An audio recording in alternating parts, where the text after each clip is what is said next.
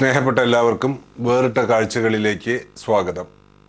പോണ്ടിച്ചേരി എന്ന അർദ്ധ സംസ്ഥാനത്തിന്റെ ഭാഗമായ മാഹിയിൽ നിന്ന് കണ്ണൂർ ജില്ലയിലെ ചൊക്ലിയിലേക്കുള്ള വഴിയിൽ മയ്യഴിപ്പുഴയുടെ വടക്കേക്കരയിലെ ഒരു ചെറുകുന്നിലുള്ള മലയാള കലാഗ്രാമം എന്ന സ്ഥാപനം ഇന്ന് ഉത്തര കേരളത്തിലെ വിനോദസഞ്ചാരത്തിൻ്റെയും കലാപഠന കേന്ദ്രങ്ങളുടെയും ഭൂപടത്തിൽ വ്യക്തമായി അടയാളപ്പെട്ടു നിൽക്കുന്നു.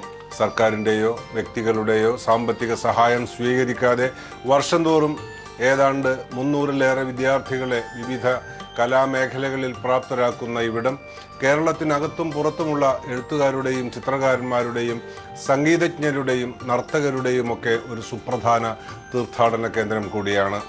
വേറിട്ട കാഴ്ചകളുടെ ഈ ലക്കത്തിലെ അതിഥി സാഹിത്യ സംഗീതാദി കലകളിൽ ഒന്നിലും നേരിട്ട് ഇടപെടാതെ തന്നെ കേരളത്തിൻ്റെ സാംസ്കാരിക രംഗത്ത് ലെജൻഡറി ഔന്നത്യത്തിലെത്തി നിൽക്കുന്ന AP കുഞ്ഞിക്കണ്ണനാണ്. അദ്ദേഹത്തിൻ്റെ സ്വപ്ന സാഫല്യമാണ് ഈ കലാഗ്രാമം.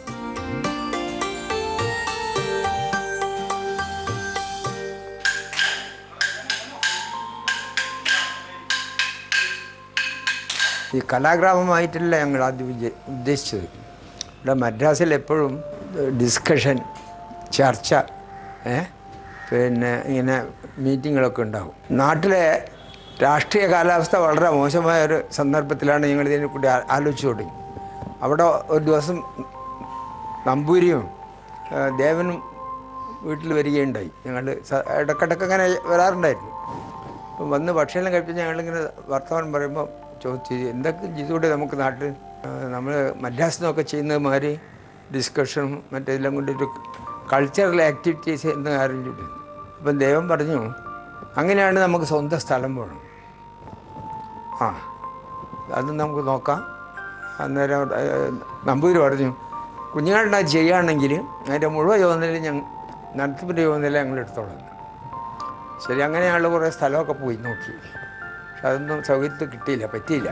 പിന്നെ ഇപ്പോഴുള്ള ഈ കലാഗ്രാം നിലനിൽക്കുന്ന ആ സ്ഥലം, അത് എൻ്റെ ചെറുപ്പകാലത്ത് ഞാൻ കാണുന്ന സ്ഥലമാണ്. അത് മനോഹരമായിട്ടുള്ളൊരു ബിൽഡിങ്ങിനാണ് നമ്മുടെ ആ പ്രദേശത്ത്. ഞങ്ങളതിൽ പോയി നോക്കുമ്പോഴേക്ക് ഇത് വിറ്റിരിക്കുന്നു. പിന്നെ എൻ്റെ പാർട്ട്ണർ ഉണ്ടായിരുന്നു, അയാൾ കോഴിക്കോട്ട് പോയി ആളെ കണ്ടുപിടിച്ച് എന്നിട്ട് അവരെ നിങ്ങൾ മേടിച്ചതാണ്. എല്ലാം വളരെ ചുരുങ്ങിയ പൈസക്കാണ്. ഈ സ്ഥലം മേടിച്ചതിന് ശേഷം ദേവൻ പറഞ്ഞു, നമ്മൾ പറഞ്ഞ പ്രവൃത്തി ഇത് പറ്റില്ല, ഇനി എന്ത് ചെയ്യണമെന്ന് വെച്ചു. ഇവിടെ കല പഠിക്കുന്ന ഒരു സ്ഥാപനമാക്കിയിട്ട് അത് മാറ്റാൻ. ശരി, അങ്ങനെ ചെയ്യുമെന്ന് പറഞ്ഞാൽ അത് ആവശ്യമില്ലാത്ത സ്ഥലങ്ങളൊക്കെ പൊളിച്ച് നീക്കി. വലിയ സ്ഥലമായിരുന്നു. പിന്നെ നമുക്ക് ആവശ്യമുള്ള ചില എടുത്തു, അതല്ല ദേവൻ്റെ സ്വന്തം ഇതാണ്. അപ്പോൾ എനിക്ക് തോന്നി അവിടുന്ന് കിട്ടുന്ന കാശ് കൊണ്ട് ഇത് നടത്താൻ കഴിയില്ല എന്ന്. അങ്ങനെ ഞാൻ ഇവിടെ ഒരു സ്ഥലം, അത് കലാഗ്രാമത്തിൻ്റെ പേരിൽ തന്നെ മേടിച്ച് പിന്നെ ആ ബിൽഡിംഗ് എടുത്ത് അവിടുത്തെ റെൻറ്റ് കിട്ടുന്നുണ്ട്. ഇപ്പോൾ ഒരു 50,000 രൂപ മാസം അവിടെ ആക്കുന്നുണ്ട്. അത് വെച്ചിട്ട് അവർ ചെയ്യണം ഇത്രയും.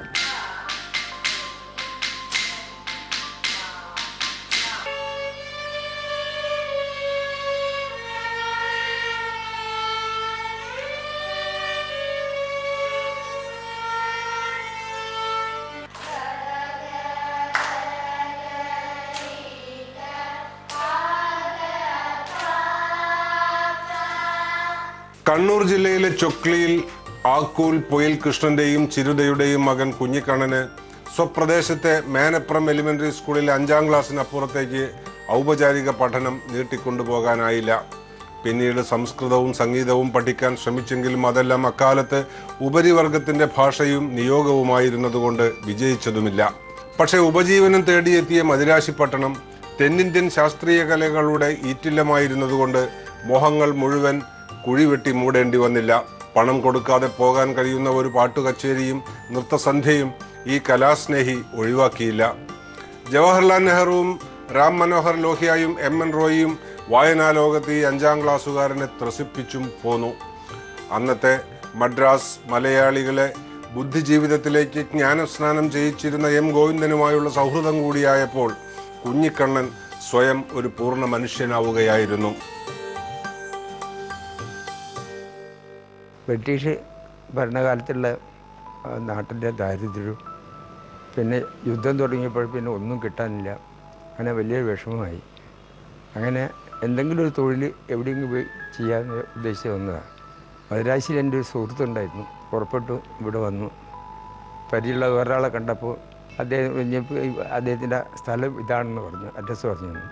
അപ്പോൾ എന്നെ കണ്ടു, ഞാൻ ഭാഷ അങ്ങനെ വിഷമം വന്നില്ല. എൻ്റെ സ്നേഹിതനെ കിട്ടിയത് കൊണ്ട് എനിക്ക് അപ്പം തന്നെ അവിടെ ഒരു തൊഴിലും കിട്ടി. അതുകൊണ്ട് ഞാൻ ഭാഷയുടെ ഉള്ളിൽ നിന്നാണ് പഠിച്ചത്, ആ ബിൽഡിങ്ങിൻ്റെ ഉള്ളിൽ നിന്ന്.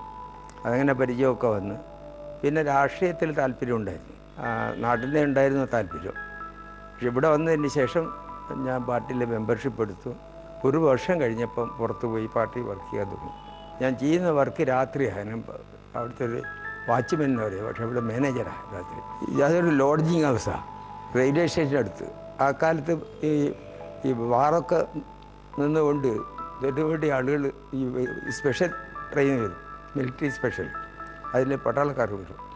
അവിടെ വന്നാൽ അവർക്ക് കുളിക്കാനുള്ള സൗകര്യവും അവരെ താമസിപ്പിക്കാനുള്ള സൗകര്യം ഏർപ്പാട്. അതൊന്നും വേറെ കുളിച്ച് കിട്ടിയാൽ മതി അവർ. പഠിപ്പൊക്കെ മോശമാണ്. ഞാൻ ഒന്നുമല്ലാതെയായി. മലയാളം പഠിച്ചുകൊണ്ടിരിക്കുമ്പോൾ എനിക്ക് സംസ്കൃതം പഠിക്കണമെന്ന് ആഗ്രഹമുണ്ടായി. അവിടെ അഡ്മിഷൻ കിട്ടിയില്ല, പിന്നെ പഠിപ്പതോടെ പോയി. ഒരു 6ാം ക്ലാസ് വരെ പഠിക്കാം. അപ്പം എൻ്റെ ശേഷമുള്ള എല്ലാ ആളെയും ഞാൻ വിദ്യാഭ്യാസം കൊടുത്തിട്ടുണ്ട്. ആ ദുഃഖം അതോടെ തീർന്നു. എല്ലാ ആളും എല്ലാ ബ്രദേഴ്സും, ഈ ബ്രദറും സിസ്റ്റേഴ്സും എല്ലാം പഠിച്ചു. ഒരു സിസ്റ്റർ ഒഴികെ ബാക്കി എല്ലാവരും പഠിച്ചു. മരത്തിന്മേക്കറ്റവും മീനിനെ പിടുത്തവും അങ്ങനെയായിരിക്കുന്ന എന്നെ പിടിച്ച് മദ്രാസിൽ കൊണ്ടുവന്ന് ഏട്ടനാണ്. 5ാം ക്ലാസ് കഴിഞ്ഞ് അന്ന് മുതൽ വലുതാവുന്നത് വരെ, എൻജിനീയറിംഗ് പഠിക്കുന്നവരെ ഏട്ടൻ്റെ സംരക്ഷണയിലായിരുന്നു ഞാൻ ഫുൾ ടൈം. ഓർമ്മയുണ്ട് എനിക്ക് ചെറുപ്പത്തിൽ. അന്ന് അച്ഛനും അമ്മയും നാട്ടിലായിരുന്നു. അച്ഛനമ്മയും പിരിഞ്ഞൊരു ദുഃഖം പോലും എനിക്കുണ്ടായിരുന്നില്ല. കാരണം ഈവൻ പനി വന്നാൽ പോലും ഏട്ടൻ പിടിച്ച് നെഞ്ഞോട് ചേർത്ത് കിടത്തി, ബെഡ് കിടത്തി നോക്കി അങ്ങനെ വളർത്തിയത്. എൻ്റെ അനുജൻ ശ്രീധരനും ഞാനും ഒന്നായിട്ടാണ് വന്നിരുന്നത് ഇവിടെ. അതിനുശേഷം ഞാൻ ഇവിടെ പച്ചപ്പാസ് കോളേജിൽ പ്രീ യൂണിവേഴ്സിറ്റി പഠിച്ചു. ആ പ്രീ യൂണിവേഴ്സിറ്റി പഠിച്ചതിന് ശേഷം ശരിക്കും നന്നായിട്ട് പഠിപ്പില്ല എന്ന് പറഞ്ഞിട്ട് ഏട്ടൻ്റെ ബിസിനസ്സിൽ എന്നെ ചേർത്ത്, ജോലിക്ക് ചേർത്ത്. അതിനുശേഷം ഞാൻ എപ്പോൾ ഏട്ടൻ്റെ ഒന്നായിട്ട് തന്നെ ഉണ്ടായിരുന്നു. അങ്ങനെ ഏട്ടൻ്റെ ഒന്നായിട്ടുണ്ട്. ഞാൻ ഇൻഡിപെൻഡൻ്റായിട്ട് ബിസിനസ് ചെയ്തതാണെങ്കിൽ കൂടെ എനിക്ക് ബിസിനസ് ചെയ്യാനും മറ്റിതിനും എല്ലാ ഇൻസ്പിറേഷനും എക്സ്പീരിയൻസും മുഴുവൻ ഞാൻ ഗെയിൻ ചെയ്ത് ഏട്ടൻ്റെ ഇരുന്നത്. അതുകൊണ്ടാണ് എനിക്കങ്ങനെ ഒരു ബിസിനസ് എൻ്റെ ഇൻഡിപെൻഡൻ്റായിട്ട് ചെയ്യാൻ കഴിഞ്ഞെന്നുള്ള വിശ്വാസം എനിക്കുള്ളത്. അത് കുറേ ഇവിടെ വന്നിട്ട് പ്രവൃത്തിയിലൊക്കെ മുഴുകിയതിന് ശേഷം വളരെ കഴിഞ്ഞിട്ട് അങ്ങനെ അതിനെക്കുറിച്ചൊരു ആലോചനയൊക്കെ വരുന്നത്. ഞാനും എൻ്റെ പ്രവൃത്തിയായിട്ടുള്ള ബന്ധമുണ്ട്, എനിക്ക് വിട്ടുവരാൻ പറ്റാത്ത സ്ഥലമാണ്. അപ്പം വിവാഹത്തിൽ ഏർപ്പെട്ട ഇത്തരം കാര്യങ്ങളൊന്നും ചെയ്യാൻ പറ്റില്ല. ഞാൻ ഒരു റേഷനിസ്റ്റാണ്. ഒരു റേഷനിസ്റ്റ് ആകുമ്പോൾ അത്തരം കാര്യത്തെക്കുറിച്ച് ഭയപ്പെടില്ല. അതൊക്കെ നമുക്കറിയാം, വെറും സഹിക്കേണ്ടി വരും. അത് സഹിക്കുക, അത്രയേ ഉള്ളൂ. എനിക്ക് പിന്നെ വയസ്സാകുമ്പോൾ എന്നെ ആരാ നോക്കുക, ആ പ്രശ്നമൊന്നുമില്ല. അതതുപോലെ ചെയ്യുക. ആരെങ്കിലും ഉണ്ടാവും എൻ്റെ കൂടെ. എൻ്റെ ഡ്രൈവർ ഉണ്ടാവും, എനിക്ക് തീർച്ചയാണ് എൻ്റെ കൂടെ ഉണ്ടാവും. പിന്നെ ഡോക്ടർ മേലെ ചെയ്തിട്ടില്ല. അതുപോലെ തന്നെ ദാമേട്ട MP ദാമോദരൻ, അയാളും ബാച്ചിലറായിരുന്നു. അപ്പം അങ്ങനെയുള്ള അവരുടെ കൂട്ടത്തിലായിരുന്നല്ലോ ഞാൻ. പ്രഷർ വരുന്നത് എൻ്റെ നേരെ താഴത്തെ ആളുകൾക്ക് വിവാഹം കഴിക്കണം വരുമ്പോഴാണ് വരിക. എപ്പോഴും എനിക്കും വന്നിരുന്നു. ഞാൻ അവരോട് വിളിച്ച് എൻ്റെ അടുത്ത് വന്നപ്പോൾ എനിക്ക് ഒരു വയസ്സ് കൂടെ ഒരു 30ൻ്റെ മേലെയായിരുന്നു. എൻ്റെ നല്ലൊരു വെൽവിഷർ, ഞങ്ങളെ എല്ലാവരുടെ തുറന്നു പറയുന്ന ആളെ എനിക്കും പറയാം. ഞാൻ എനിക്ക് വയസ്സ് ഇത്രയായി, ഞങ്ങളെന്നോട് വിവാഹം കഴിക്കാൻ പറയുന്നുണ്ട്.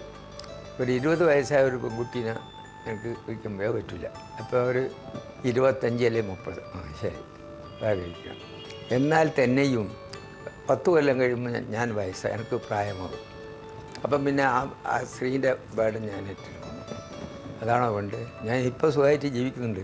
അപ്പോൾ ഇതിൻ്റെ അർത്ഥം എന്ന് വെച്ചാൽ നിങ്ങൾ എനിക്ക് സുഖമായിട്ട് ജീവിക്കാൻ പാടില്ല എന്നുള്ള ഒരു ഉപദേശങ്ങൾ തരുന്നത് ദയവായിട്ട് വിട്ടുകളെന്ന് പറഞ്ഞു. അങ്ങനെയാണ് വിട്ട്. ഓരോ കാര്യത്തിലായാലും ശരി, കൃത്യനിഷ്ഠയായാലും ശരി, ജോലി ചെയ്യുന്ന കാര്യമാണെങ്കിലും ശരി, വീട്ടിലുള്ള കാര്യങ്ങളായാലും ശരി, ഓരോന്നിലും എങ്ങനെ ശ്രദ്ധിക്കണം, എങ്ങനെ വെക്കണം, സാമ്പത്തികമായിട്ട് പൈസ ഇടപെടുന്ന കാര്യങ്ങൾ എല്ലാം ഏട്ടൻ പറഞ്ഞു തന്നിട്ടുണ്ട്. എല്ലാ കാര്യത്തിലും ഏട്ടനൊരു ശ്രദ്ധയുണ്ടായിരുന്നു. ഏത് കാര്യമായാലും ശരി, വിദ്യാഭ്യാസ കാര്യം ശ്രദ്ധിക്കുന്നതോടുകൂടി ഈ കാര്യങ്ങളിലൊക്കെ പല കാര്യങ്ങൾ എങ്ങനെ ഇടപെടണം, പുറത്തു പോകുമ്പോഴെങ്ങനെയായിരിക്കണം, ഈവൻ ഡ്രസ്സ് ചെയ്യുന്നതിലും കൂടെ ഏട്ടന് ചിലപ്പം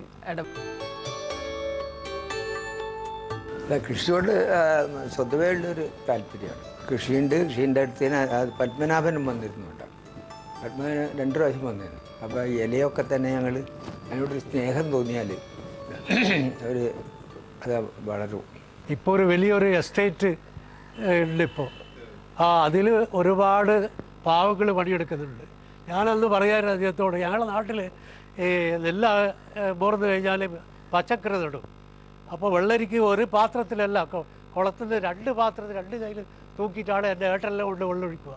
ഇവിടുത്തെ ആൾക്ക് ജീവനില്ല, ഒരു പാത്രം തൂക്കാൻ പോലും ശക്തിയില്ലാത്ത ആൾക്കാരാണ്. അവർക്ക് ജോലി കൊടുത്ത് അവർ ആരോഗ്യവും വരുമാനവും അങ്ങനെ വളർന്ന ആ വില്ലേജ്. പിന്നെ മദ്രാസ് എസ്റ്റേറ്റ് എന്ന് പറഞ്ഞിട്ട് എവിടെ അന്വേഷിച്ചാലും കാണാൻ പറ്റും. മദ്രാസ് സിറ്റിയിൽ അവിടെ നിന്ന് വരുന്ന മാങ്ങയാണ് ഏറ്റവും top best.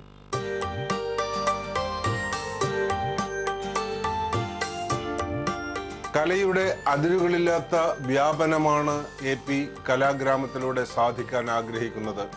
മദിരാശിയിലെ AP Kunhikrishnan trust രൂപീകരിച്ചിട്ടുള്ള സ്കോളർഷിപ്പ് എൻഡോവ്മെന്റ് ഫണ്ട് ഉപയോഗിച്ച് കലാഗ്രാമം കണ്ടെത്തുന്ന പ്രതിഭകളെ കേരളത്തിന് പുറത്തുള്ള ഉന്നത കലാപാഠശാലകളിൽ അയച്ച് ഉപരിപഠനം നടത്തുന്നുമുണ്ട്.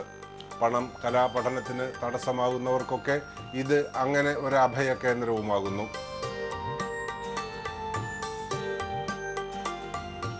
ഞാൻ സോഷ്യലിസ്റ്റ് പാർട്ടിയായിരുന്നു. ആദ്യം കോൺഗ്രസ് സോഷ്യലിസ്റ്റ് പാർട്ടിയായിരുന്നു. പിന്നെ സ്വാതന്ത്ര്യം കിട്ടിയതിന് ശേഷം സോഷ്യലിസ്റ്റ് പാർട്ടി തന്നെ ചെയ്തു.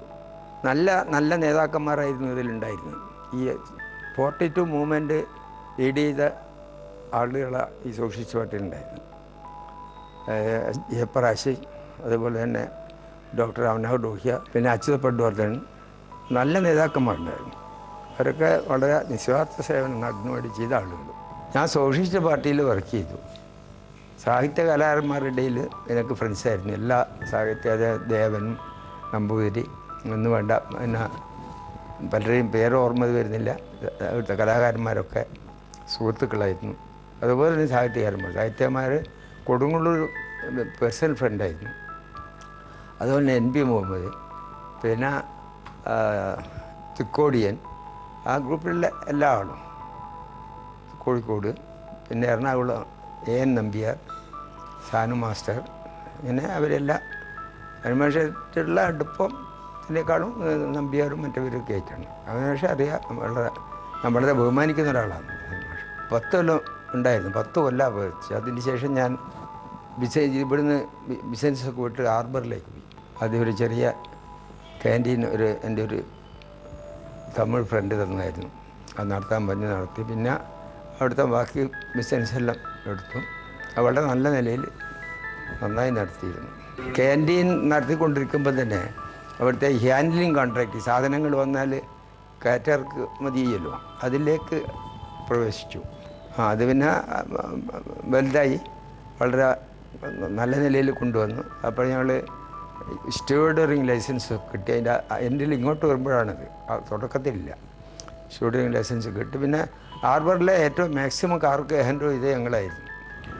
அதாவது நான் இது நாள் வரைக்கும் பார்த்ததில் என் தகப்பனுக்கும் மேலாக ஒரு பெரிய ஒரு மனிதனாக நான் இன்றைக்கி அவரை அங்கிளை நான் சந்திக்கிறேன். அவங்களுடைய ஒவ்வொரு மூமெண்ட்டும் நான் பார்க்குவேன். அதாவது யாரையுமே அவாய்ட் பண்ணாத அவர் ஒரு பெரிய மனிதனாக எல்லாரையும் நினைக்கக்கூடிய ஒரு பெரிய மனிதனாக தான் நினைக்கிறேன். அவங்க எவ்வளோ பெரியவங்க, ஆனால் இருந்தாலும் எல்லார்ட்டையும் அவ்வளோ சர்வசாதாரணமாக ஒரு சாதாரண எல்லார்ட்டையும் பழகக்கூடிய ஒரு குணத்தை நான் இன்றைக்கி அங்கிள்கிட்ட தான் நான் இன்றைக்கி கவனிக்கிறேன். அது நான் கடந்த 7 வருடங்களுக்கு மேலாக அவங்கள நான் இன்றைக்கி பார்த்துட்ருக்கேன். அதனால் உள்ளபடியே அவங்கள நான் வாழ்நாளில் மறக்க முடியாத ஒரு பெரிய ஒரு மனிதனாக தான் நான் நினைக்கிறேன். ചെന്നൈയിലെ വാൾടാക്സ് റോഡിൽ സ്വന്തം താമസ സ്ഥലത്തിനടുത്ത് തൊഴിലാളികൾക്ക് വേണ്ടി ഹോട്ടൽ തുടങ്ങിയപ്പോഴും ആന്ധ്രാപ്രദേശിൻ്റെയും തമിഴ്നാടിൻ്റെയും അതിർത്തിയിൽ നെൽവയലും മാന്തോപ്പും ഗോശാലയും ആരംഭിച്ചപ്പോഴും കുഞ്ഞിക്കണ്ണന് ലാഭത്തിലായിരുന്നില്ല പ്രധാന നോട്ടം.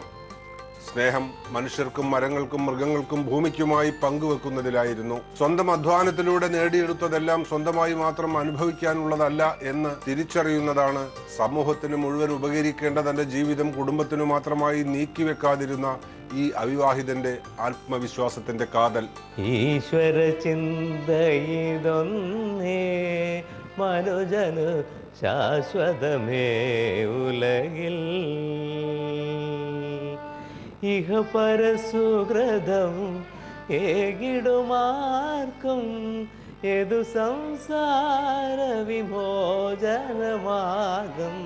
കുറച്ച് കാശ് എൻഡോമെൻ്റായിട്ട് വാങ്ങിയിട്ടുണ്ട്. അത് അപ്പോഴത്തേന് ബാങ്കിൽ അതിന് ഇൻട്രസ്റ്റ് വന്നാൽ അവർക്ക് ഇത് കൊടുക്കും. ഇത് ചാരിറ്റിയാണ്. അതിന് ആരും ഒരു കാശ് കൊടുക്കില്ല. ഈ ബിൽഡിംഗ് കാശും എല്ലാം അവിടെ തന്നെയാണ്. അത് ഗവൺമെൻറ്റിൽ നിന്ന് മേടിക്കാൻ ഇഷ്ടപ്പെടുന്നില്ല, മേടിച്ചിട്ടുമില്ല.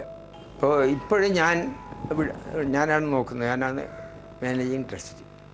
ഇപ്പോൾ വല്ല കടോ ബുദ്ധിമുട്ടോ വന്നാൽ ഗവൺമെൻറ് കാശാണ്, ബാക്കിയുള്ള ആൾക്കല്ലാതെ വിഷമമാകും. നമ്മളിത് ധർമ്മം ചെയ്യാമെന്നാണ് വിചാരിച്ച്. ധർമ്മം ചെയ്യുന്ന വിട്ടിട്ട് പിന്നെ അത് നാളത്തെ ഗവൺമെൻറ്റോട് പോയിട്ട് മറുപടി പറയേണ്ട ഒരു വഴി വേണ്ട എന്നുള്ളതുകൊണ്ടാണ്. ഇതൊരു ലാഭേച്ഛയോടുകൂടി നടത്തുന്ന സ്ഥാപനയല്ല. ലാഭേച്ഛയോടുകൂടി 4 പുത്തൻ ഉണ്ടാക്കാൻ വേണ്ടി നടത്തുന്ന സ്ഥാപനമല്ല. ഗവൺമെൻറ്റിൻ്റെ എടുക്കുന്ന യാതൊരു ഗ്രാൻഡോ അങ്ങനത്തെ നയാ പൈസയില്ല. കുഞ്ഞിക്കണ്ണനും സഹോദരന്മാരും അടങ്ങുന്ന ഒരു ട്രസ്റ്റാണ് ഇപ്പോൾ അത് നടത്തുന്നത്. തുടക്കം മുതൽക്ക് ഇന്ന് വരെ ഞാനും അതുമായിട്ട് ബന്ധപ്പെട്ടു. ഔദ്യോഗിക പദവി ഒന്നുമില്ല, പക്ഷേ ഇതുവരെ ഞാനവിടെ എല്ലാ കൊല്ലവും ഞാനായിരുന്നു അധ്യക്ഷൻ. വാർഷികം അതിഗംഭീരമായി ഇന്ത്യയിലെ ഏറ്റവും വലിയ കലാകാരന്മാർ ഏറ്റവും വലിയ അവിടെ വന്നിട്ടുണ്ട്. ഇന്ത്യൻ യൂണിയൻ റിട്ടയേർഡ് പ്രസിഡൻറ്റുമാർ അവിടെ വന്നിട്ടുണ്ട്. പിന്നെ കമലഹാസനെ പോലത്തെ പ്രഗത്ഭരായ സിനിമക്കാർ അവിടെ വന്നിട്ടുണ്ട്. അങ്ങനെ വലിയ വലിയ വലിയ ഗായകർ എല്ലാവരും കലാകാരന്മാർ അവിടെ വന്നിട്ടുണ്ട്.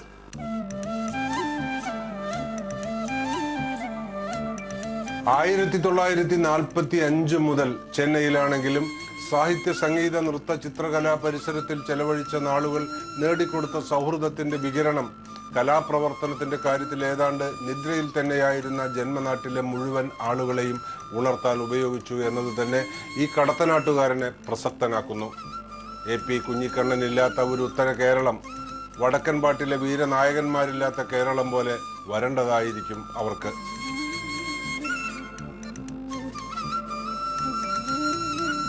ഡോക്ടർ ഒരു മാർഗദർശനം, അയാളെല്ലാം ഉപേക്ഷിച്ചിട്ട് വന്ന ആളാണ്. വീട്ടിൽ പഠിച്ചു കഴിഞ്ഞതിന് ശേഷം ഉപേക്ഷിച്ചു. പിന്നെ അതിനെക്കുറിച്ച് ഓർക്കില്ല, വീട്ടിൽ പോയിട്ടില്ല. പിന്നെ അതുപോലെ ഏത് മനുഷ്യനെ കണ്ടാലും അദ്ദേഹത്തിൻ്റെ ഉള്ളിൽ അല്ലെങ്കിൽ പെരുമാറ്റത്തിൽ, സംസാരത്തിൽ എന്തെങ്കിലും നമുക്ക് പഠിക്കാനുണ്ടെങ്കിൽ പഠിക്കും. അതാണ് അതിൻ്റെ കാര്യം. ആരായാലും ശരി, ഞാൻ എല്ലാ സ്ഥലത്തും കൃത്യസമയത്തിന് പോകും. കൃത്യസമയത്തിന് പിന്നെ സമയം വൈകിയെങ്കിൽ പോവില്ല. ഇത് നിർബന്ധമാണ് എനിക്ക് സമയത്തിന് പോകണമെന്നില്ല. അപ്പോൾ നമ്മളിങ്ങനെ സമയം കണ്ടുപിടിക്കുക. ഇപ്പോൾ തന്നെ രാവിലെ ഇവിടുന്ന് എഴുന്നേൽക്കും, 5 മണിക്ക് എഴുന്നേൽക്കും. ആളുകളൊക്കെ 5 മണിക്ക് വലിയ പറയുന്നുണ്ട്. ഞാൻ വളരെ കാലമായിട്ടില്ല. എത്ര മണിക്ക് ഉറങ്ങിയാലും കാലത്ത് 5 മണിക്ക് എഴുന്നേൽക്കും. എഴുന്നേറ്റ് കുറച്ച് എന്തെങ്കിലും യോഗയൊക്കെ ചെയ്യും. അതെല്ലാം കഴിഞ്ഞിട്ട് പിന്നെ പുസ്തകം ഉണ്ടാവും, വായിച്ച് വെച്ച പുസ്തകം ഉണ്ടാവും, അതെടുത്ത് വായിക്കും, അങ്ങനെ ചെയ്യും. അപ്പോഴേക്ക് ചായ വരും, ചായ കുടിക്കും. അങ്ങനെ പിന്നെ പേപ്പർ വരും, പേപ്പർ നോക്കും. ഇപ്പം ഓഫീസിൽ പോകാത്തത് കൊണ്ട് അതൊരു പ്രാപ്തമല്ല. 23 വർഷമായി ഇത് സ്ഥാപിതമായി. ശ്രീ AP കുഞ്ഞിക്കണ്ണൻ എന്നാൾ അദ്ദേഹത്തിന് ചെറുപ്പകാലത്ത് സംഗീതമോ നൃത്തമോ ഒന്നും പഠിക്കാനുള്ള ഒരു സാഹചര്യം ഉണ്ടായിരുന്നില്ല. പക്ഷേ അതുകൊണ്ട് തന്നെ ഈ ഒരു സ്ഥാപനത്തിലൂടെ ഇനിയുള്ള തലമുറയിന് ഇതുമായിട്ട്, കലയുമായിട്ട് ഇത് ചെയ്യാമെന്നുള്ള അദ്ദേഹത്തിൻ്റെ ലക്ഷ്യങ്ങളിൽ എപ്പോഴും പറയാറുള്ളത് കല എല്ലാവർക്കും പ്രാപ്യമാവുക. അതിന് പ്രായമോ അല്ലെങ്കിൽ ക്വാളിഫിക്കേഷനോ ഒന്നും ഒരു ഇതാണ്. ഇവിടെ 6 വയസ്സ് മുതൽ 75 വയസ്സ് വരെയുള്ള ആൾ പഠിക്കുന്നുണ്ട് ഇപ്പോഴും. ആ ഒരു അതാണ് അദ്ദേഹത്തിൻ്റെ ഒരു സ്വപ്ന സാക്ഷാത്കാരം തന്നെയാണിത്.